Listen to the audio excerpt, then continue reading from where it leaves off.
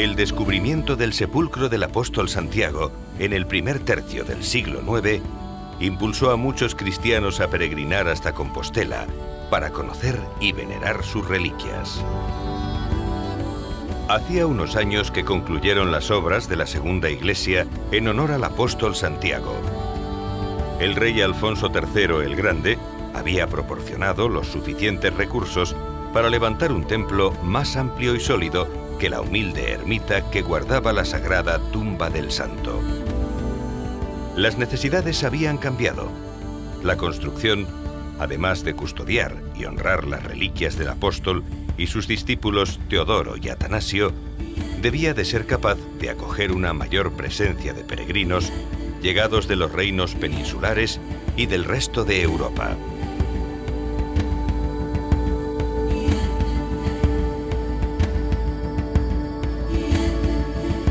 Eran los comienzos de una historia fascinante, una fabulosa epopeya llevada a cabo durante siglos por miles de personas unidas por la devoción a la figura del apóstol Santiago en un apartado rincón del Finisterre. Le llamaban Compostela, el campo de las estrellas.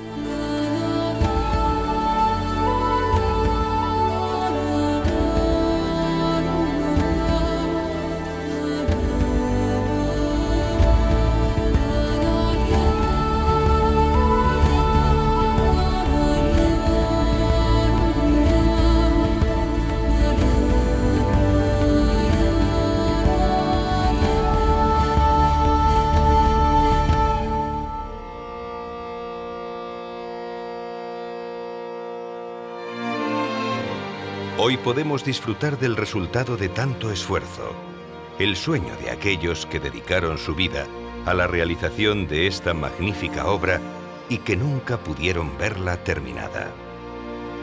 Porque la imagen actual de la Catedral de Santiago es el resultado de numerosos cambios, proyectos, obras, remodelaciones, en fin, una dilatada y apasionante creación arquitectónica y artística desarrollada a través de los siglos. Sus artífices viajaron por el mundo recopilando técnicas y artes en los principales centros del cristianismo para traerlos hasta estas tierras del Finisterre, tan alejadas entonces de Europa. Su propósito no era solo construir la más perfecta de las iglesias dedicadas al culto de peregrinos. Pretendían convertir Compostela en un lugar de referencia en lo religioso y en lo artístico, como Roma o Jerusalén. Bajo sus bóvedas y torres, entre sus muros y columnas, recordaremos muchas de aquellas historias.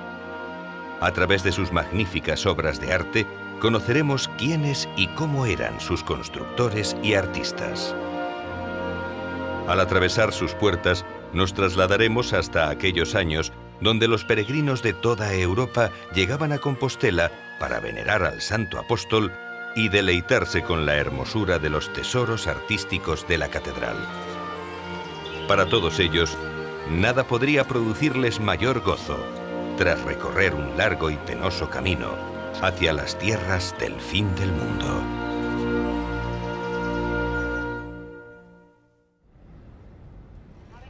Esta es la magnífica Plaza del Obradoiro. Miles de peregrinos venidos de todas partes viajan hasta aquí desde hace 1000 años. La mezcla perfecta de aventura turístico-deportiva y sentimiento religioso hacen del Camino de Santiago una experiencia incomparable. Aunque desde la Edad Media, Jerusalén, Roma y Santiago han sido los tres grandes centros de peregrinación, la ruta jacobea es la única que aún se realiza de la misma forma que entonces, a pie y con el zurrón al hombro.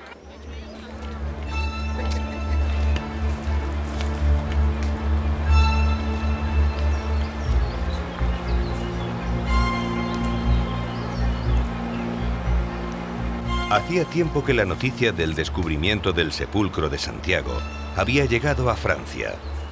Estaba ya próximo el final del milenio y en los campos de Aquitania se contaban historias de peregrinos que iban a venerar la tumba del apóstol hasta las lejanas tierras de Galicia, allá en el Finisterre.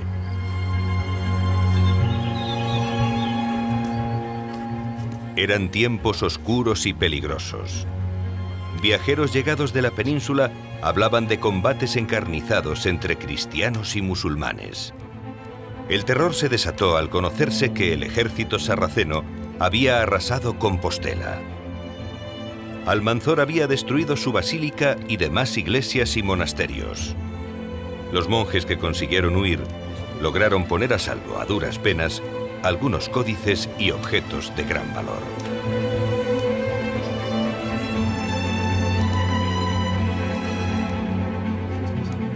Pero las cosas mejoraron. Con el califato de Córdoba cada vez más agotado, los cristianos habían conseguido afianzar una frontera estable. Libres de amenazas, los pueblos del norte peninsular pudieron rehacer calzadas, desbrozar caminos y reparar puentes, logrando así regularizar la comunicación con Francia. Las crónicas hablaban de los milagros del apóstol. Decían que habían resultado decisivos en la lucha contra los musulmanes. Estas proezas engrandecieron aún más la devoción hacia el santo.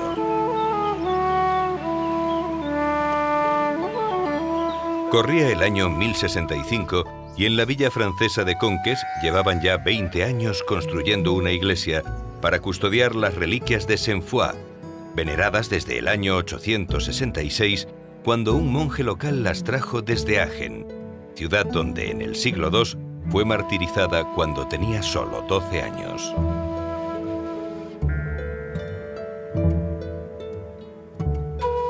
Los trabajos se habían suspendido y sus constructores abandonaban la ciudad. Entre ellos se encontraba el maestro Bernardo, que en compañía de otros artesanos había decidido viajar a tierras hispanas.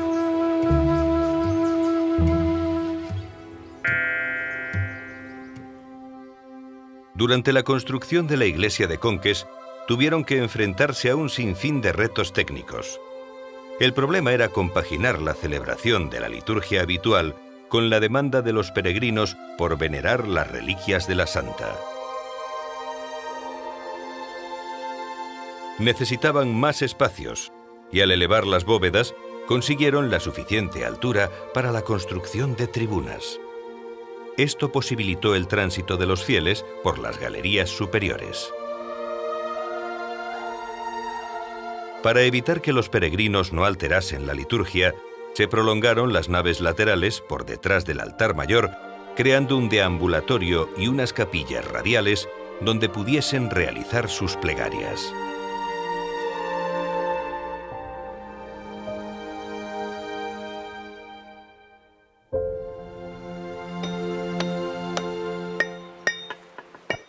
Las obras, como en el caso de Conques, a menudo se interrumpían y maestros, obreros y artesanos tenían que ir a buscar trabajo.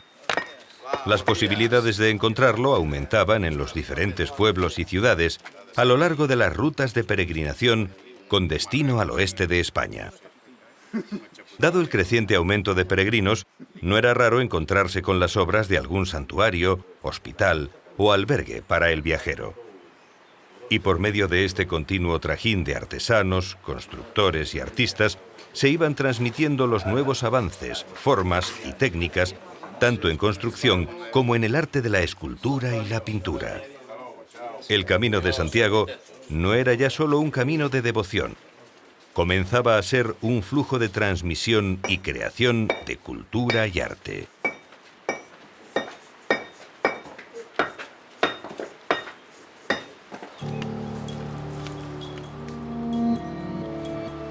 Corría el año 1073. 8 años después de abandonar Conques, el maestro Bernardo decidió viajar a Santiago. Había oído que un nuevo obispo llamado Peláez pensaba edificar una nueva basílica y estaba muy interesado en participar en el nuevo proyecto. Alfonso VI ha reunido bajo su corona los reinos de Galicia, León y Castilla. Una vez concluida la reconquista del norte peninsular y despejados los caminos, los peregrinos procedentes de las distintas regiones de Europa se dirigían hacia Santiago de Compostela por las 4 rutas que atravesaban el territorio francés y se unían en la localidad navarra de Puente la Reina. A partir de aquí, un único camino les llevaría hasta Santiago.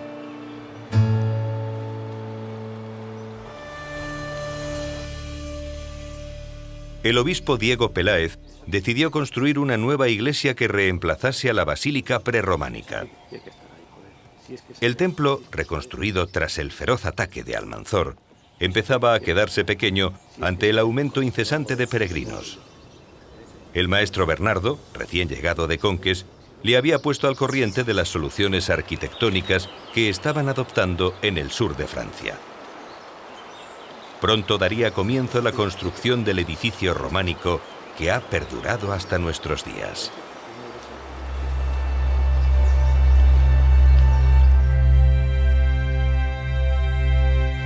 Pero antes de conocer el proceso que llevó a edificar la magnífica y legendaria catedral, retrocedamos aún más en el tiempo para conocer los orígenes de esta maravillosa historia.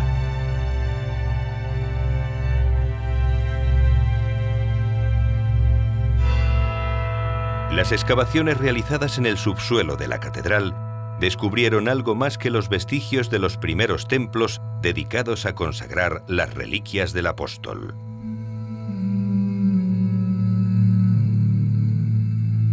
Los restos arqueológicos desvelaron la existencia de un poblado romano entre los 4 primeros siglos de nuestra era.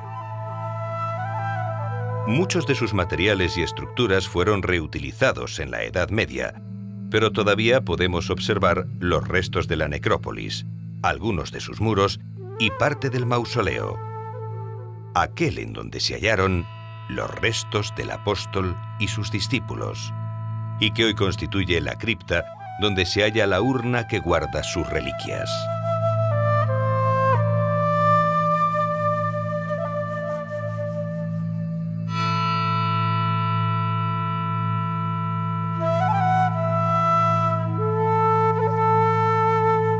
Sobrevolamos la ciudad de Santiago. Desde el aire podemos contemplar la catedral y cerca de ella la iglesia de San Félix de Solovio. Pues bien, según los estudios arqueológicos, podemos imaginar la situación en el año primero. Donde ahora se encuentra la catedral, estaría emplazada una pequeña fortificación romana, y en el lugar donde se halla San Félix, un reducido poblado de campesinos instalado sobre un antiguo castro de origen celta. Estos emplazamientos permanecieron durante 4 siglos y a partir del siglo V fueron abandonados.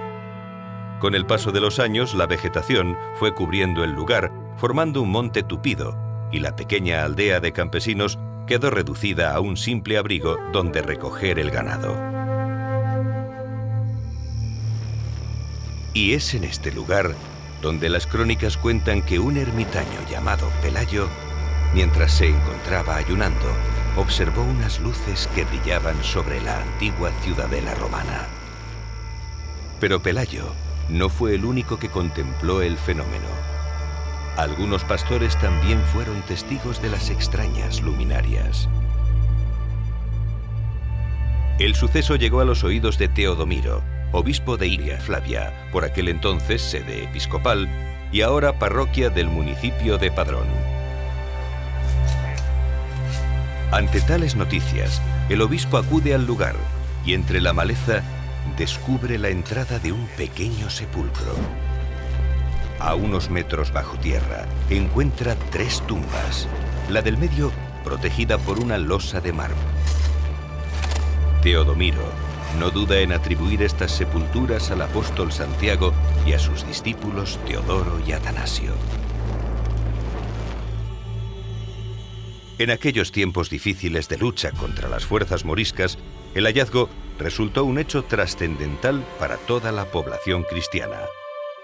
Alfonso II, rey de Asturias, decidió levantar un elemental pero bien dotado santuario.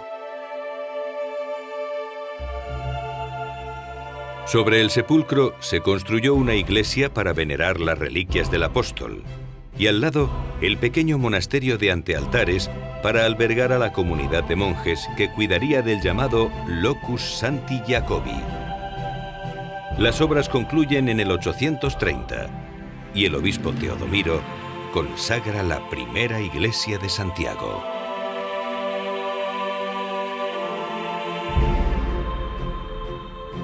Justo donde 4 siglos atrás se emplazaba el poblado romano, surgía el núcleo primordial de la futura catedral y de la ciudad de Santiago.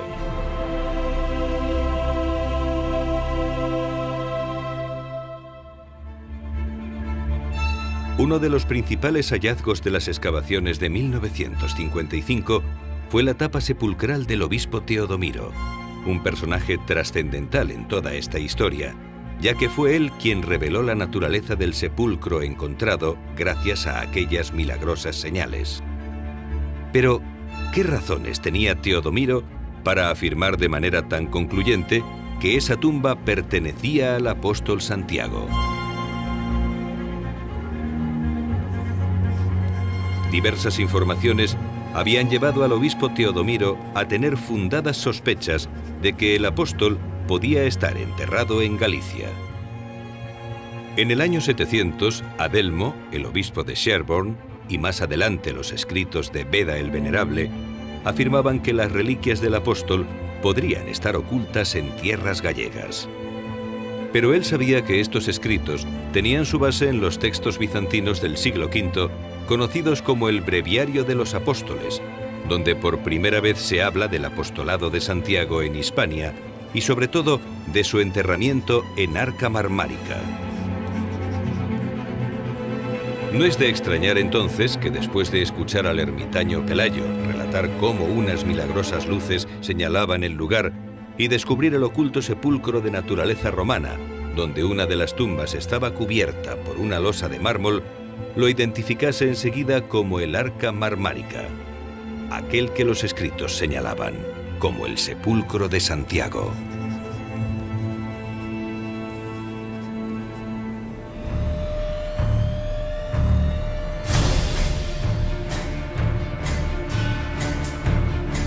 Tras la muerte de Teodomiro se producen 2 acontecimientos a mediados del siglo IX que iban a resultar claves tanto en la propagación del fervor por el santo apóstol como en el desarrollo del pequeño núcleo compostelano. El primero, entre el mito y la realidad, tuvo lugar en la batalla de Clavijo. Las huestes cristianas del rey Ramiro I retrocedían ante el ejército de Abderramán II. De pronto, el apóstol Santiago apareció sobre un caballo blanco, causando la desbandada y la derrota de las tropas sarracenas. A partir de aquí, el apóstol se convierte en el defensor de la cristiandad contra los infieles, y el rey Ramiro I establece el voto de Santiago, obligando a entregar todos los años las primeras cosechas a la iglesia del apóstol.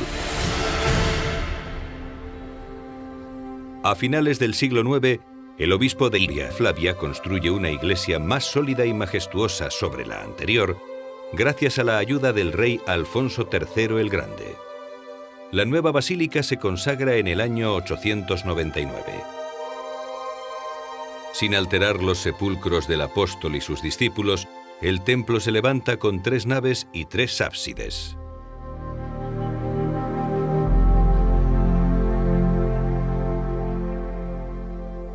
Además de esta gran obra, se realizan reformas en los monasterios para mejorar la vida de los canónigos y monjes y se construyen distintas edificaciones, como la capilla de la Corticela, para reforzar la brillantez de las celebraciones litúrgicas, y otras para la acogida y cuidado de los peregrinos, que con más frecuencia acuden a venerar la tumba del apóstol y admirar la nueva basílica.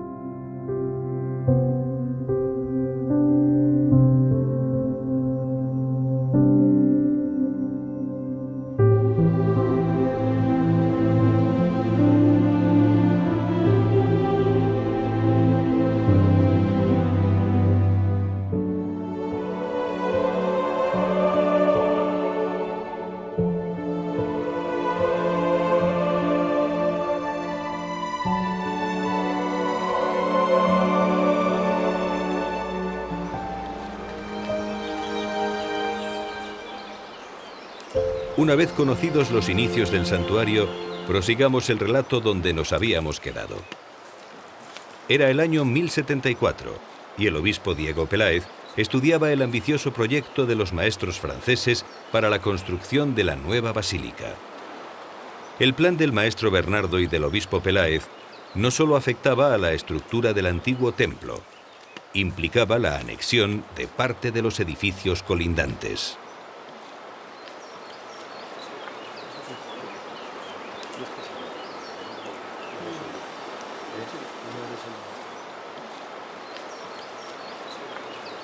Como sucedía en Conques y en las demás iglesias románicas de peregrinación, la nueva basílica tendría que ser capaz de compaginar la acogida de grandes multitudes con la celebración de los oficios religiosos.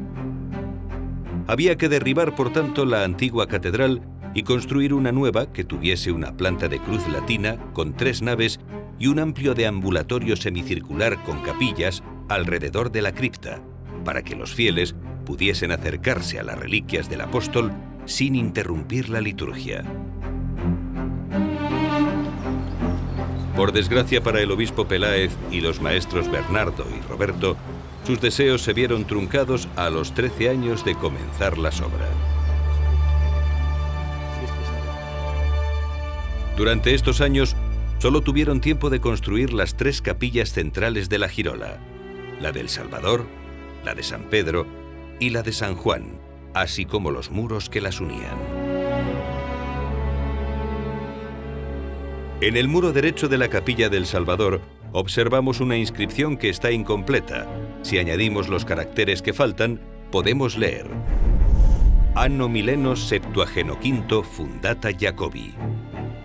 Esta leyenda nos desvela que en el año 1075 se colocaron los cimientos de la catedral.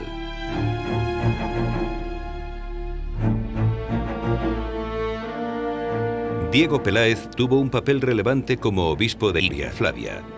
Además de emprender el gran proyecto de la catedral, sustituyó la tradicional liturgia mozárabe por la romana. Pero su afán por defender los bienes de la Iglesia le fue creando enemigos.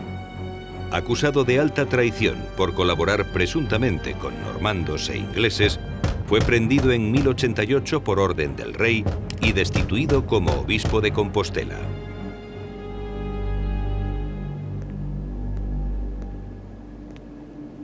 Por suerte, hay veces que la historia corrige los errores de los hombres y nos regala personajes excepcionales, y no hay duda de que eso fue lo que aconteció en aquel tiempo. Tenía la sensación de que todo había pasado muy rápido. Habían pasado 20 años desde que Diego Gelmírez viajase a Roma para ser nombrado obispo. La sede llevaba 4 años vacante después de su traslado de Iria Flavia a Compostela en 1095 por el Papa Urbano II.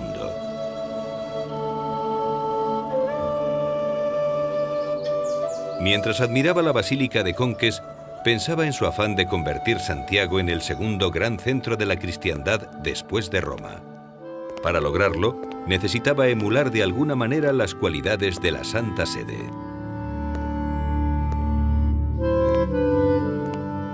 La Basílica de Santiago debía de estar a la altura, y este viaje le estaba permitiendo conocer el arte monumental que se estaba realizando en Europa. A su regreso, analizaría con los maestros constructores toda esta información para emplearla en los nuevos diseños.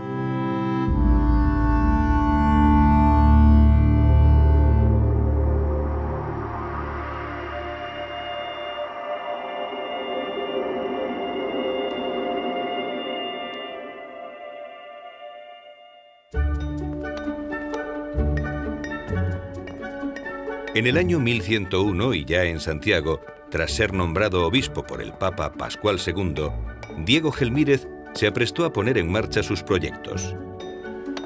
El primero debía ser la conclusión de la catedral. Para entonces, los artesanos y obreros dirigidos por el maestro Esteban acababan de terminar la cabecera de la iglesia, rematando la girola con las 2 capillas que faltaban y el triforio absidial, y habían levantado parte del crucero, construyendo y decorando sus 4 capillas. El obispo Gelmírez tuvo la oportunidad de conocer los principales talleres creadores del arte románico, como Toulouse, Conques y Cluny. Era evidente que si quería conseguir que la Iglesia de Santiago llegara a ser esa gran sede apostólica, debía de estar a la vanguardia del arte. Para ello, patrocinó continuos intercambios entre los obradores compostelanos y los más avanzados de la época. El Camino de Santiago se había convertido definitivamente en un torrente de intercambio cultural y artístico entre Galicia y el resto de Europa.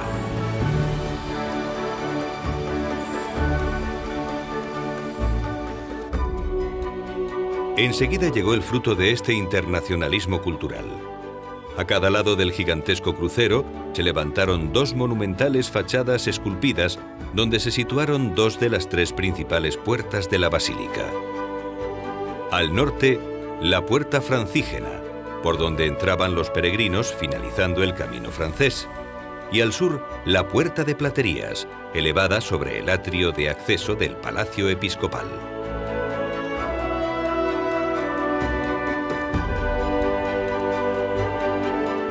El primer pórtico, ensalzado por su gran belleza en el Códice Calixtino, fue destruido hacia 1757, siendo sustituido por la actual Puerta de la Azabachería.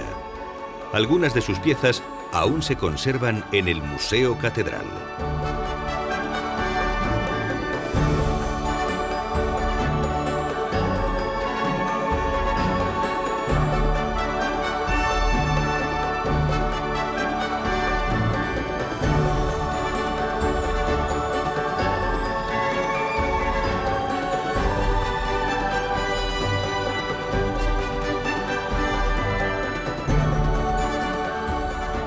La fachada de la Puerta de Platerías ha perdurado hasta nuestros días, pero su aspecto empezó a sufrir modificaciones desde los primeros años, ya que en tiempos del obispo Gelmírez fue objeto de un incendio. A los relieves originales se fueron añadiendo distintas piezas procedentes tanto de la puerta francígena original como de otras obras posteriores.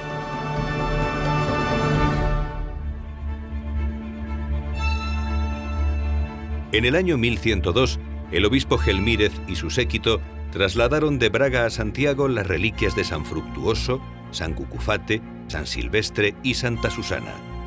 Algunas de ellas aún se encuentran en la capilla de las reliquias de la catedral. El llamado Pío Latrocinio consiguió atraer a más peregrinos y restar importancia a la sede de Braga.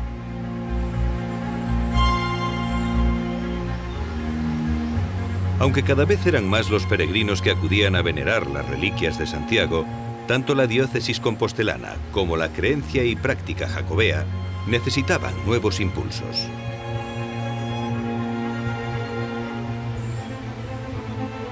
Con el propósito de afianzar sus pretensiones como sede apostólica, el Papa Calixto II, en 1120, elevó a Diego Gelmírez al rango de arzobispo, obteniendo así la dignidad metropolitana de la Iglesia de Santiago a costa de la de Mérida. Posteriormente impulsó la redacción de unos textos para difundir y consolidar los fundamentos de la tradición jacobea. Y así nació el Códice Calixtino, cuyo manuscrito original se conserva en la Catedral de Santiago.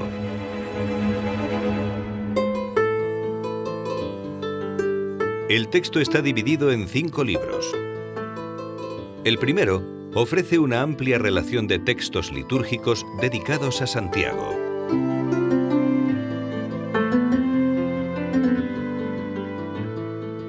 El segundo contiene los milagros realizados por el apóstol en las distintas rutas del Camino de Santiago.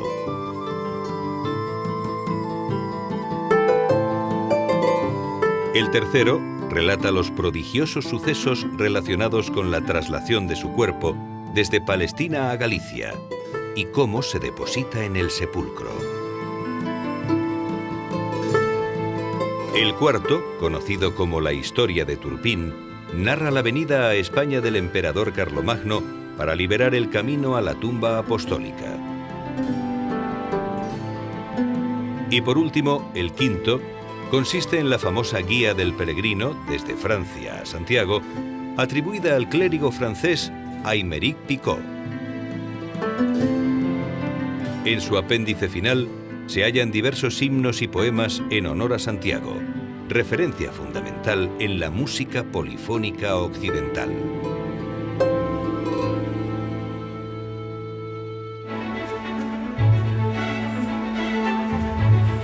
Son los momentos de máximo esplendor del culto jacobeo. Miles y miles de peregrinos procedentes de toda Europa se dirigen a Compostela para venerar al santo.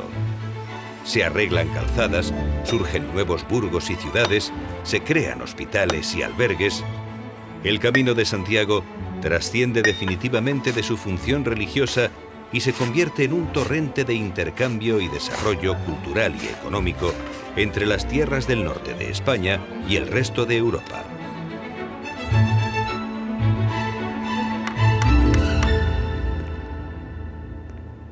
Diego Gelmírez había cumplido todos sus objetivos.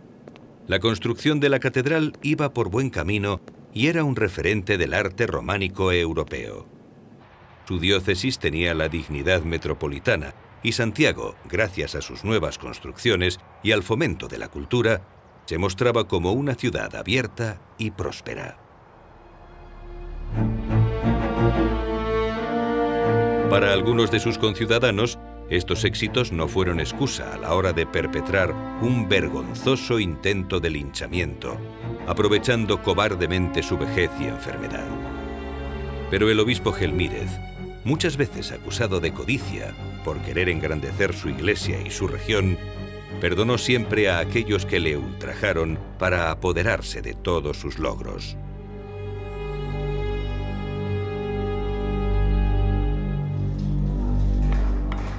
La finalización de la catedral se dilataba debido a la falta de recursos y a su enorme complejidad. Comenzaba el año 1168. Habían pasado 30 años de la muerte de Gelmírez y el rey Fernando II, al ver la obra estancada, encarga al maestro Mateo la conclusión de la catedral. Una de las mayores dificultades que debían salvar los constructores era el desnivel que presentaba el terreno entre la cabecera y el extremo occidental.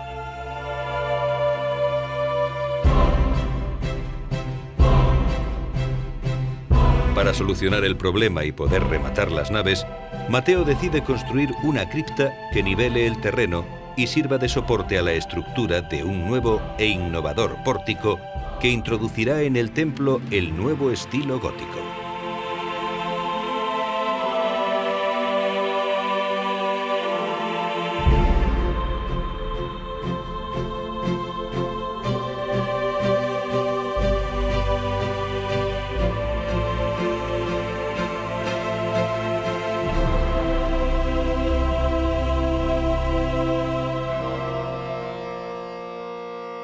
El Pórtico de la Gloria es una de las obras más bellas del templo compostelano. Constituye el atrio de la catedral y se estructura en 3 vanos que coinciden con las naves de la iglesia. Está presidido por la estatua sedente del apóstol Santiago, que desde el parteluz, o columna del arco central, acoge a los peregrinos.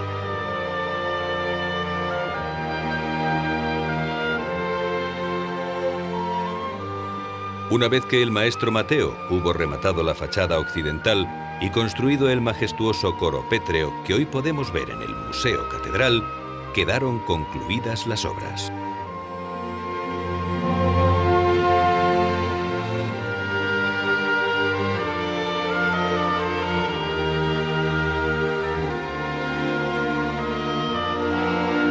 Y por fin, el 21 de abril de 1211, el arzobispo Pedro Muñiz, en presencia del rey Alfonso IX, consagró la Catedral Románica de Santiago.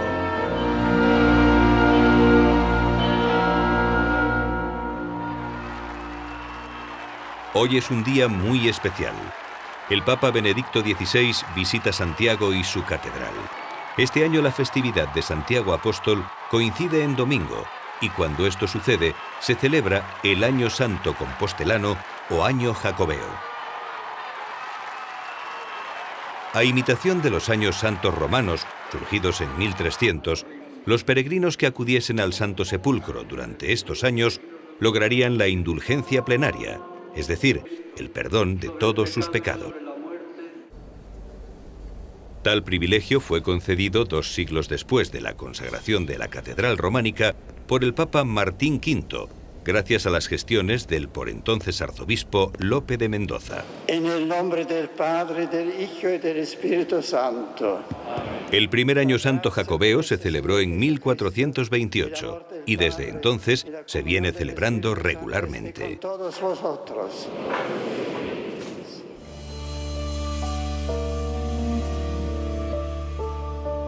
El magno acontecimiento aconsejó la reparación de algunas partes de la basílica que resultaron dañadas en los ataques del siglo anterior. La principal reforma fue la construcción del actual cimborrio gótico.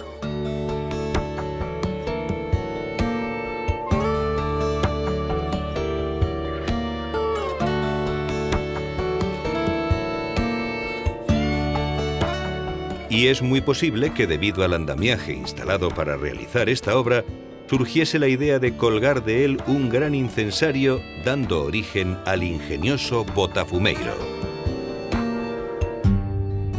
La primera referencia al botafumeiro aparece en una nota marginal del Códice Calixtino, escrita precisamente a principios del siglo XV, y lo vincula a las grandes solemnidades celebradas en el interior de la basílica.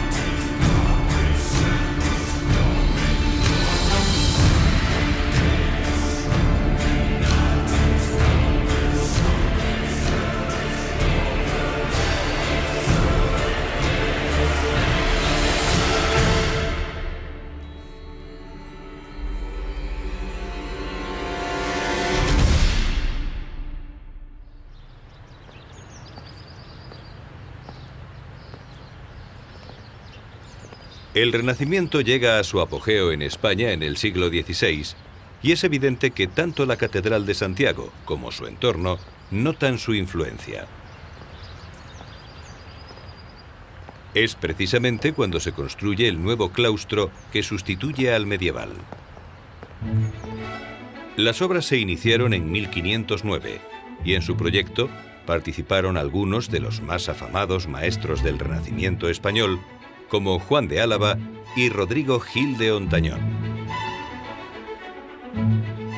De cara al exterior se levantó la palaciega fachada del Tesoro y su famosa torre escalonada. Más adelante la fachada se completaría con la Torre de la Vela, inspirada en la anterior.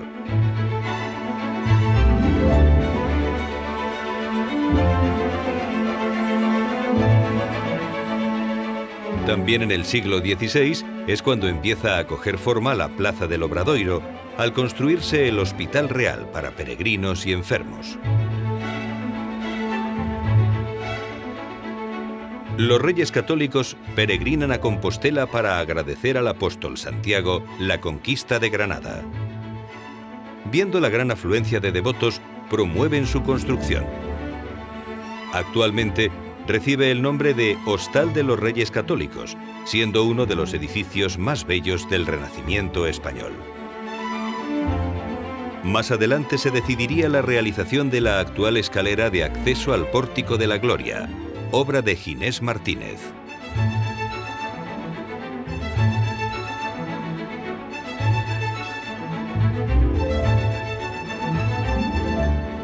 Una galería de columnas jónicas realzaría aún más el esplendor de la Plaza del Obradoiro.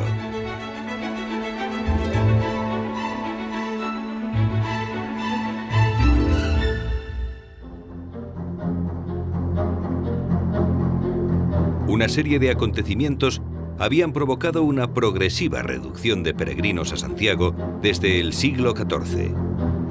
La terrorífica peste negra, que diezmó la población europea, unida al gran cisma que dividió a los católicos en 1378, significaron el comienzo de la crisis.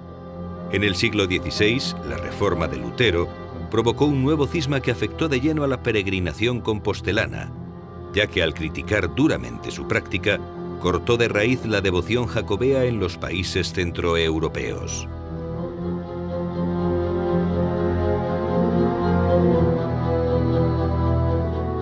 En 1589, el arzobispo Juan de San Clemente, advertido de que el pirata Francis Drake había arrasado a Coruña en respuesta a la fracasada invasión de la Armada Invencible, enterró en absoluto secreto las reliquias del apóstol tras el altar mayor de la catedral. La desaparición de los restos del apóstol agravó definitivamente la crisis de la ruta jacobea.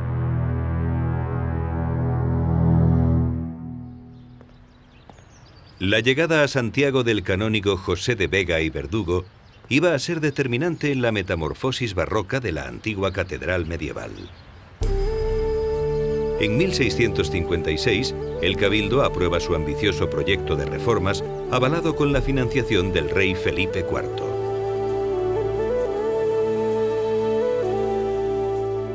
El propósito del canónigo era superponer en el exterior y el interior del templo nuevas estructuras arquitectónicas y ornamentales barrocas, manteniendo la planta románica original.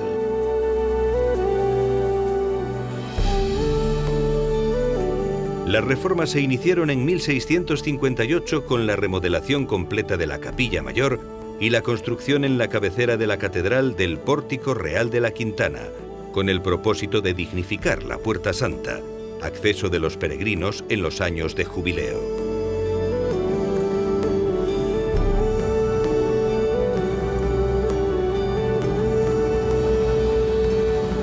La transformación de la cabecera de la basílica culmina primero con la nueva cúpula sobre el cimborrio gótico y más tarde con la construcción de la Torre del Reloj.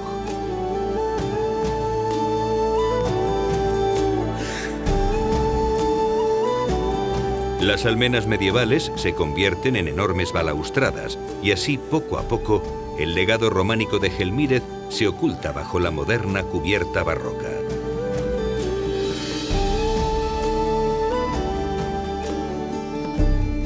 Pero la metamorfosis aún no había concluido. Había que rematar el enmascaramiento barroco con una nueva fachada en la Plaza del Obradoiro, y el arquitecto Fernando de Casas se iba a ocupar de ello.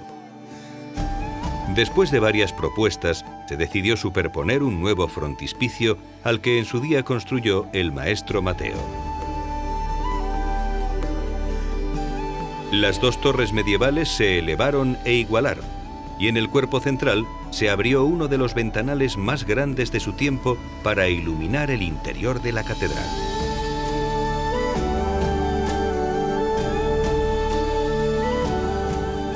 Bajo una hornacina preside el conjunto la escultura del apóstol Santiago con hábito peregrino. A sus lados, dos parejas de ángeles con la cruz de la Orden de Santiago. Por debajo, sus discípulos Atanasio y Teodoro, también de peregrinos, flanquean una urna que representa el sepulcro del apóstol Santiago y una estrella. aquella que vio el ermitaño Pelayo, donde hoy se levanta el Templo de las Estrellas.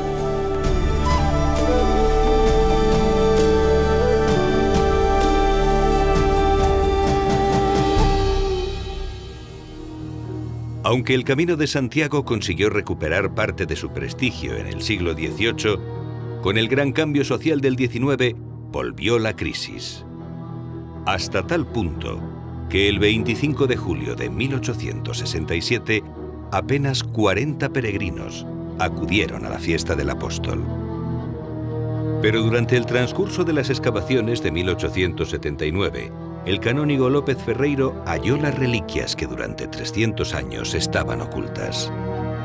El Papa León XIII, en 1884, declaró su autenticidad y exhortó a emprender de nuevo las peregrinaciones al sepulcro sagrado.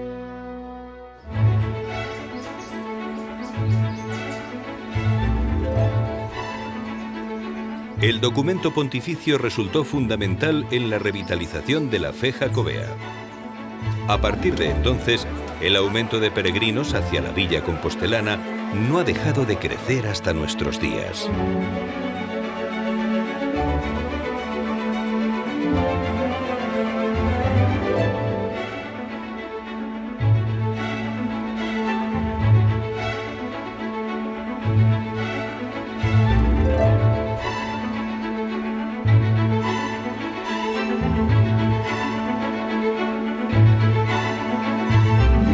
La visita de Juan Pablo II y después la de Benedicto XVI en el Año Santo Compostelano de 2010, rodeados de una ferviente multitud de peregrinos venidos de todas partes del mundo, demuestran la magnífica vitalidad que hoy tiene el culto jacobeo.